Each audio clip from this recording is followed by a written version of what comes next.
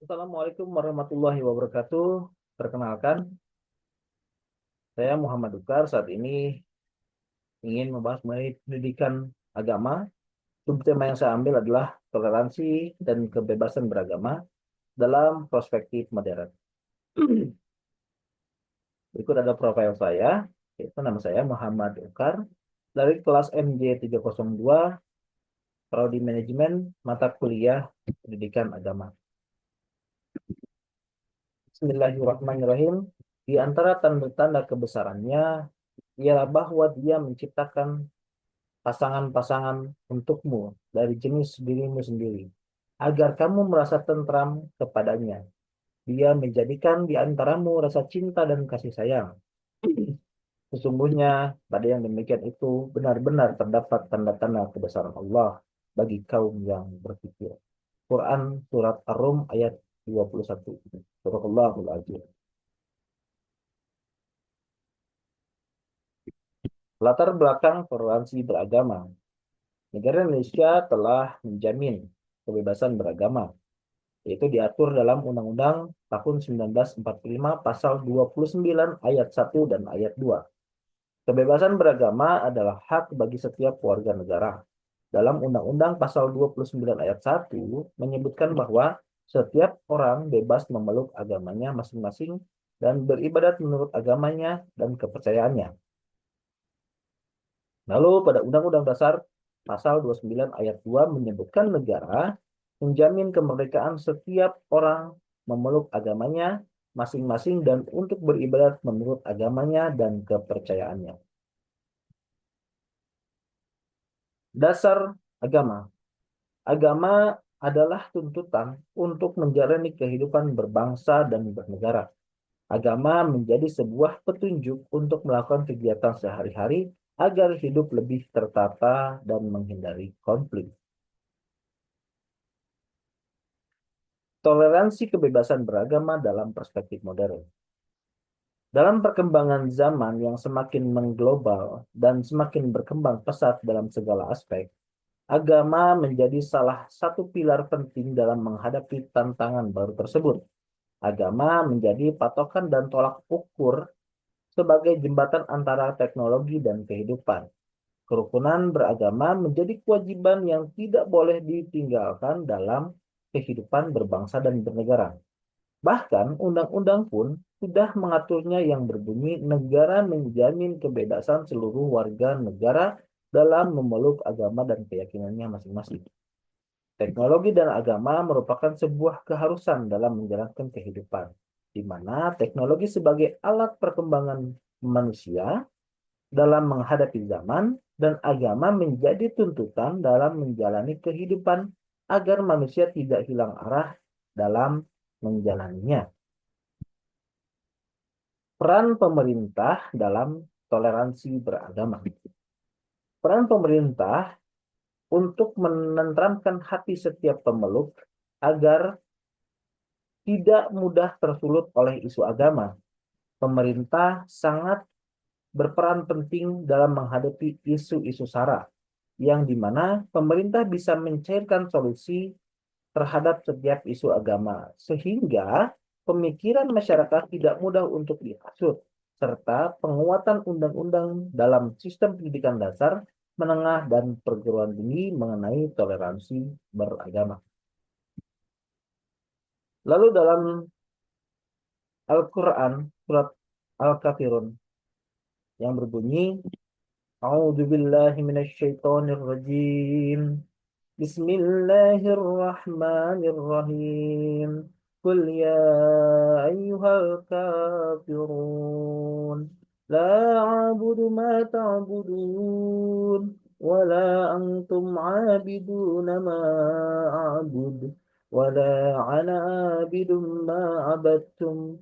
Wala antum 'abiduna ma a'bud. Lakum dinukum waliyadin. Sadaqallahul azim. Yang artinya, katakanlah hai Muhammad, wahai orang-orang kafir, aku tidak akan menyembah apa yang kamu sembah. Kamu juga bukan penyembah apa yang aku sembah. Aku tidak pernah menjadi penyembah apa yang kamu sembah.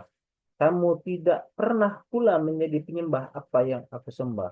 Untukmu agamamu dan untukku agamaku.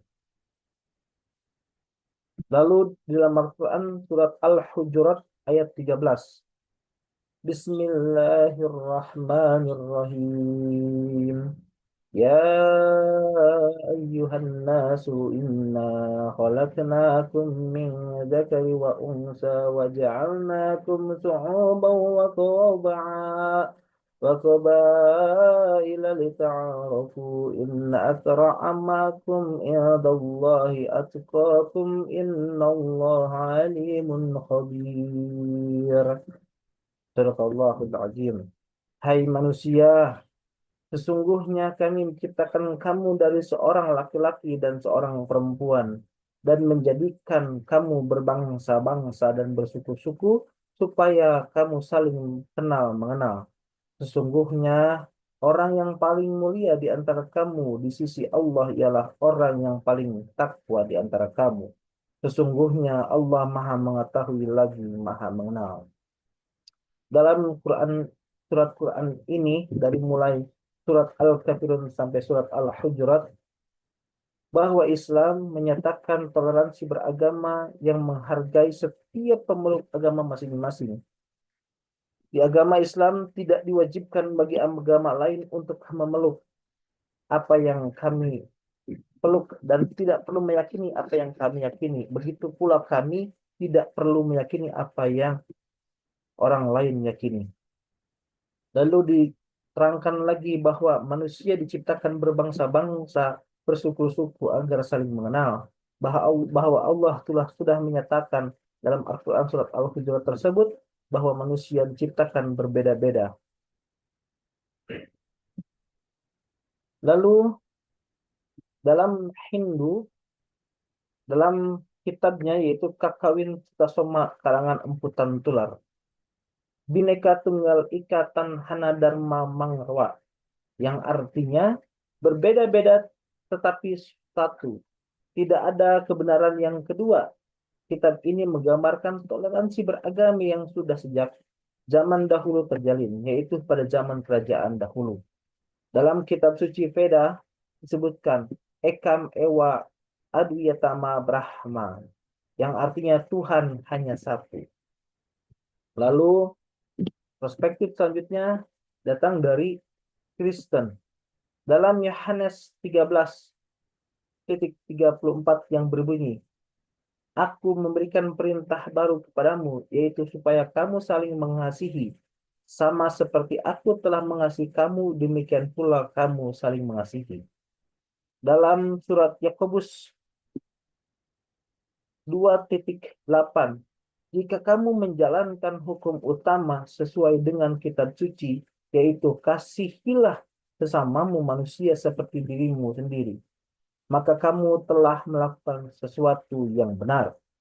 Lalu pada Matius 22:39, dan hukum yang kedua yang sama dengan itu ialah kasihilah sesamamu manusia seperti dirimu sendiri. Konflik sosial dalam keberaneka-ragaman ini biasanya permasalahan yang paling sering banyak timbul pada kehidupan beragama adalah kesalahpahaman antara pemeluk agama. Biasanya oknum-oknum yang merasa diri paling benar akan mendoktrin pada pengikut agama yang sama untuk saling mencari celah kesalahan pada agama lainnya.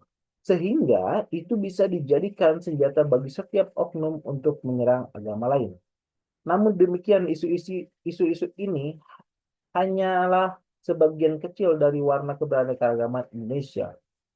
Dan selama ini pemerintah sudah bisa menjembatani konflik antara pemeluk agama yang ada di Indonesia yang berlandaskan pada Undang-Undang Dasar 1945. Harapan dan doa dari penulis untuk kerukunan beragama. Harapan bagi seluruh pemeluk agama yang ada di Indonesia, semoga apa yang kita percayai masing-masing dapat menyelamatkan hidup kita saat di dunia maupun nanti setelah kematian datang. Selain itu juga semoga Indonesia pada dewasa ini semakin menjadi negara yang makmur, gemah ripah loh jinawi, serta baldatun thayyibatun warabun ghafur, serta masyarakatnya semakin dewasa dalam menghadapi setiap isu mengenai agama. Kesimpulan, toleransi beragama dalam perkembangan zaman yang semakin mengglobal dan pesat, agama memegang peran penting sebagai pedoman hidup dan jembatan antara kemajuan teknologi dengan nilai-nilai kehidupan. Agama tidak hanya menjadi tuntunan spiritual, tetapi juga berfungsi sebagai alat untuk menciptakan kedamaian, toleransi, dan kerukunan di tengah masyarakat majemuk seperti Indonesia. Hal ini tercermin dalam kebijakan negara yang menjamin kebebasan beragama sebagaimana diatur dalam pasal 29 ayat 1 dan 2 Undang-Undang Dasar 1945, serta melalui peran Kementerian Agama yang memfasilitasi kerukunan antar umat beragama untuk menjaga keharmonisan penting bagi masyarakat Indonesia untuk terus mengedepankan asas kebersamaan, menghormati perbedaan, dan menggunakan teknologi secara bijak. Harapan Indonesia dapat terus menjadi negara yang toleran, damai, dan sejahtera dengan masyarakatnya semakin dewasa dan menghadapi isu-isu agama. Terima kasih. Sekian dari saya. Wassalamualaikum warahmatullahi wabarakatuh.